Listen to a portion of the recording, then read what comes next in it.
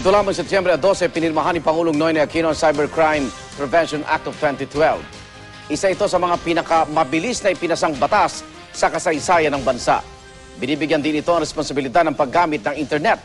Pero naging kontrobersyal ang bagong batas dahil na rin sa isang probisyon na sinasabing kontra sa malayang pamamahayag. Ang Pilipinas ay isang demokratikong bansa kung saan ang mga mamamayan ay malayang makapagpapahayag ng kanilang mga opinyon at saloobin. Pero sa paglaganap ng social media, ilang mga Pinoy ang sumisigaw ng foul sa mga di umano'y mapanirang mga post at komentong kumakalat sa internet. Kaya tila hulog ng langit para sa kanila ang pagsasabatas ng Cybercrime Prevention Act of 2012. Ang di umano'y isa sa pinakamabilis na naipasang batas sa bansa. Pinirmahan ito ni Pangulong Noynoy Aquino noong September 12. Pero kung may mga natuwa, marami rin ang umaalma sa batas na ito. Ilang netizen pa nga ang nagbansag ditong martial law. Madua-dua ako maging extra cautious ka kasi mga isulat sa i-post mo, especially sa mga vlogs, sa mga YouTube channels mo. Isa sa mga pinakamainit na issue dito ang pagsasama sa libel bilang cybercrime offense. Posible raw maharap sa reklamo ang sino mang babatikos at magbibigay ng mapanirang komento sa sino mang tao sa pamamagitan ng iba't ibang social networking sites. Gumawa pa ng Facebook page ang mga kumukondena sa naturang batas. Ayon sa kanila, isa itong pagpigil sa malayang pagpapahayag. Ang sa atin lang, wala dapat batas na magpipigil sa kalayaan natin sa pamamahayag kasi yan ang guaranteed ng Constitution.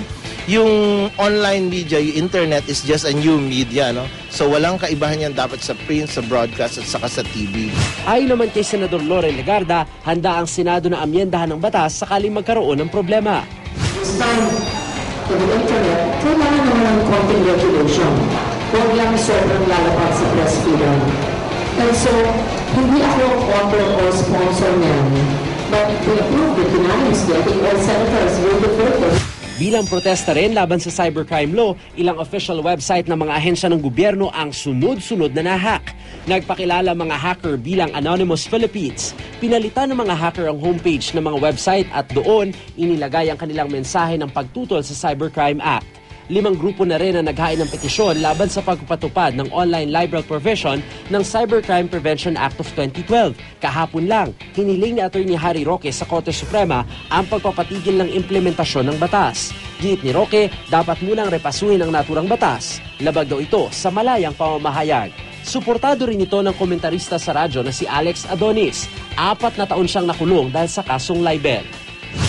Sana pawalang bisa kasi may mga provision doon sa cybercrime law na unfair.